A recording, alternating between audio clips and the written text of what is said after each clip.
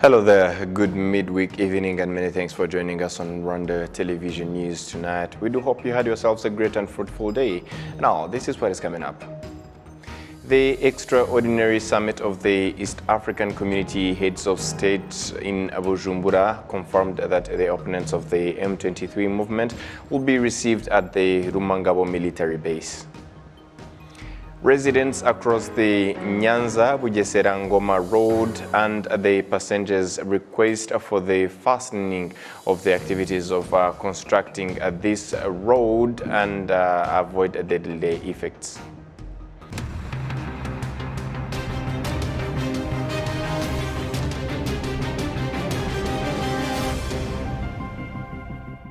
Good evening once again and welcome to RTV News in details. The extraordinary summit of the East African Community Heads of State in Bujumbura confirmed that the opponents of the M23 rebel movement will be received at the Rumangabo military base instead of the Sabyinyo mountain following the surrendering of these opponents. However, the fact that M23 will not be represented in the group that will evacuate and accommodate these groups raised a lot of debates.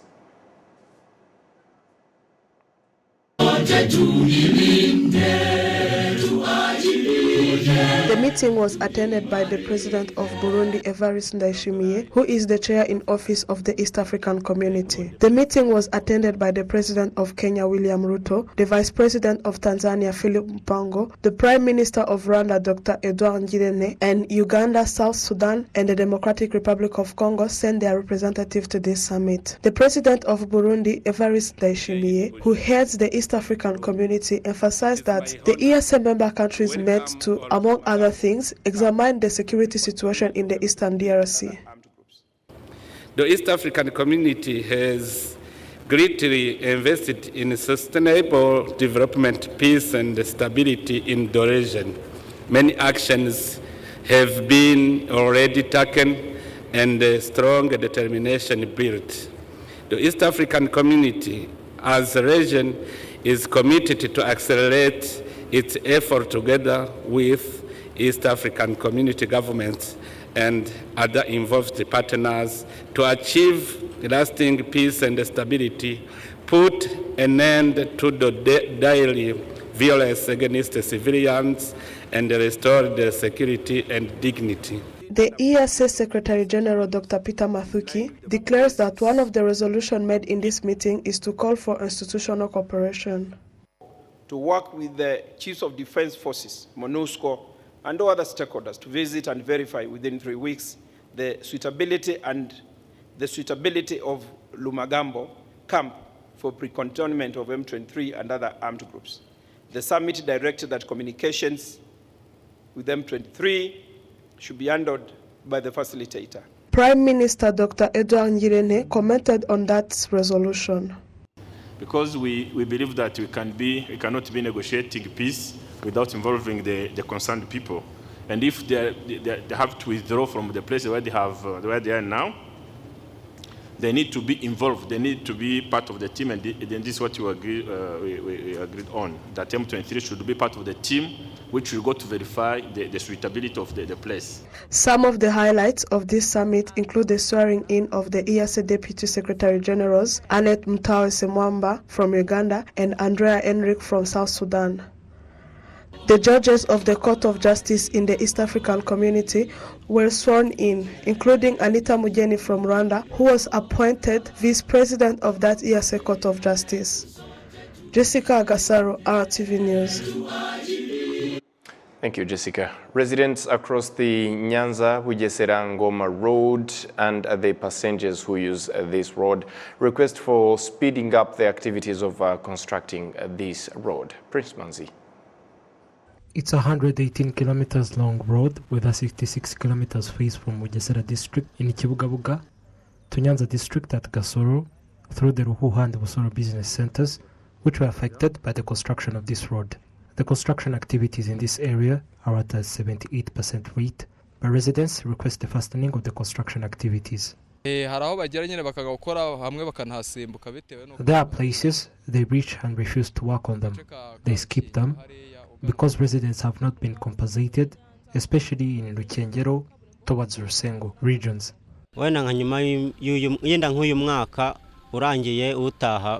If at least next year they would have completed the construction activities, it would be great. Another phase is 52 kilometers long from Ramiro in Bugesera district to Kibungo in Ngoma district.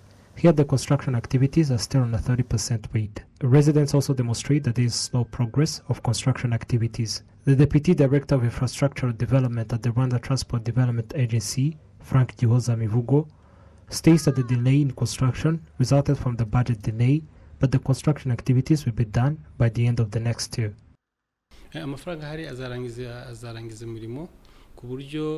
The funds available will complete the project, and we believe next year towards the end we shall be able to pay off the remaining sum, and the contractor will complete the remaining part faster.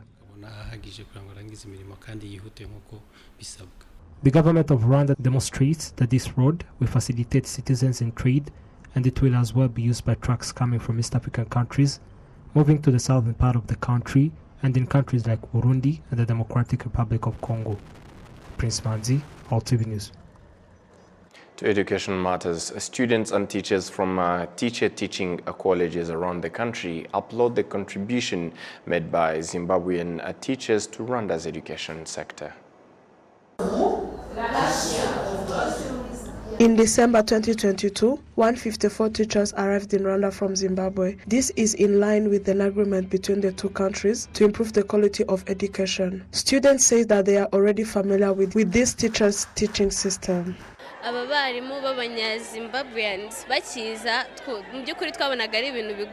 These teachers from Zimbabwe, when they first came, it was difficult because we were used to work with Rwandan teachers. But with the new teachers, they only use English, and we had to adapt quickly and learn their way.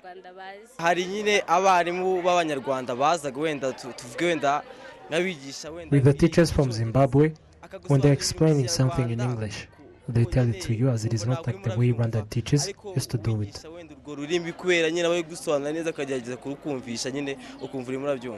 Malala Lovemo, a teacher at Muhanga Primary School, is one of those from Zimbabwe. He thanks the colleague he met at this institution because they work together to share the knowledge that will help the student in their studies. One thing that I realized is that the people are welcoming. Yes. They are people who support each other. Yes. Even here at TTC, with my co-teacher from time to time, we are taking our lectures together, supporting each other as brothers. Coming from Zimbabwe, from where I learned, and coming to Rwanda to meet the colleagues that are here, we've been sharing our experiences. Sometimes we plan for the lectures together. Yes. Including the scheming, everything, we do it together.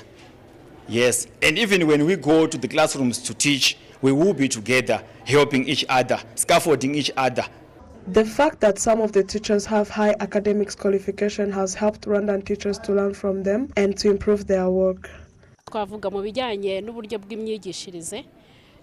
Regarding education, we have learned more from them, especially the way they prepare their courses and how we give the lesson to the students. In general, we have learned a lot since some of them has higher qualification. The 154 teachers will spend 2 years teaching in Rwanda. After these 2 years, this contract can be extended if needed. In the agreement they made with the government of Rwanda, their job is to help Rwandan teachers and to teach in educational institutions. Jessica Agasaro, RwandaTV News. Thank you, Jessica. Local tour operators find that the decision made by the Rwanda Development Board, RDB, for waiving a negative COVID-19 test for tourists visiting national parks will be among other factors that will contribute to the development of the tourism sector. Adam Squizera with more.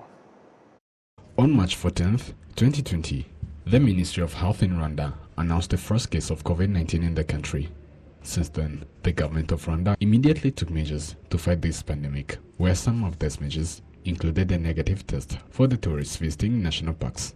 On Friday of last week, the Rwanda Development Board (RDB) issued a statement, noted that for the tourists visiting various national parks will no longer have to present a negative test for COVID-19. Some of the local tour operators noted that this decision will further develop the level of domestic tourism in the country.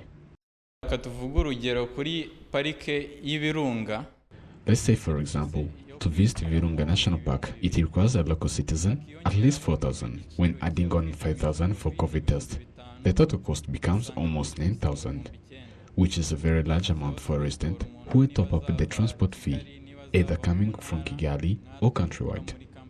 But now, we are going to reduce the cost, as it's one of the things that will help to boost up the domestic tourism sector. On the other hand, various tourists appreciate the role played by the government of Rwanda in the preservation of the ecosystem due to the establishment of the measures to protect them. I've been vaccinated because I wanted to travel. Diane Fossey fan. I have tremendous respect for her as a human being, as a scientist, as a researcher. And seeing the gorilla has always been what we say on my bucket list. I am in awe, and especially of what Rwanda has done to protect the gorilla, to preserve and actually enhance tourism, and everything has gotten better. Because where we come from Germany, we don't have any COVID tests at the moment. There were a lot of, but they stopped us, I think, at the beginning of the year. But for me, it's okay to pay it. If these are the rules in Rwanda, to pay for the COVID test, that you can join the safari. However, the statement also noted that visitors to the national parks will be required to put on face masks for those visiting primates. Rwanda Development Board (RDB) noted that this decision was made based mainly on the announcement of the World Health Organization, which recently announced that the COVID-19 pandemic is no longer a pandemic concerning the world. Adam Squizera, RTV News. Thank you, Adams. The Rwanda Polytechnic graduates awarded the Advanced Diploma and Diploma certificates reveal that in accordance to the workforce skills gained for the past 3 years, they are not worried about unemployment. Full of joy are graduates who completed their undergraduate studies at the Rwanda Polytechnic and were awarded their certificates on Wednesday in an event convened in the BK Arena. 2,885 graduates completed their studies in 12 various fields, and they believe to compete on the labor market as well as curbing unemployment as one of the challenges hindering the youth development. We are the future leaders, entrepreneurs, and innovators.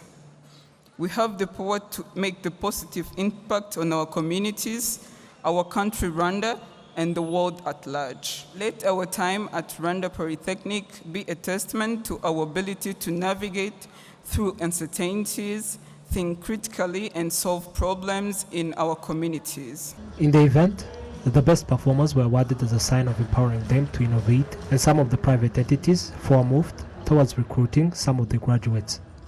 Emejid Simbi, a previous Rwanda Polytechnic graduate, who owns one of the leading manufacturing industries of lightweight precast concrete outdoor furniture, reiterated on how his journey started in this college and urged the graduates to strive for innovating towards the development of their nation. I'm a co-founder and director at RCG for Rwanda Limited. Our journey started here at Rwanda Polytechnic in IPRC Musanze, where we used our creativity and entrepreneurship spirit. We have delivered our outdoor furniture to various notable locations, including Kigali Convention Center, Roundabout, Nyanza Genocide Memorial, North East Africa, and numerous households. And of course, remember the impact you can have on others. As a graduate from Rwanda Polytechnic, you have the power to make a positive change. The Rwanda Polytechnic executive assures the private sector that the programs of this college will continue to be developed with the aim of solving their issues. The Ministry of Education reveals that it is highly expectant of the Rwanda Polytechnic graduates and also adds that the aim is to have a large number of people joining the technical and vocational education and training programs as elaborated by the Minister of Education, Dr. Valentino Maria. The government of Rwanda puts emphasis on TVET to develop the human capital with knowledge, and technical skills that are needed for the national development. One of the NST1 pillars of economic transformation requires the scaling up the number of TVET graduates with skills relevant to the labor market. From the lists of RP programs, I'm glad to see that they are all aligned and fit well to support the country's key priority areas. Rwandans expect much from your graduates, and I am sure that the skills that you acquired will meet their expectations. The Rwanda Polytechnic has 8 colleges across the country, also known as IPRCs, namely Musanze, Kigali, Gishari, Huye, Karongi, Tumba, Kitabi, and Goma. Prince Manzi, RwandaTV News.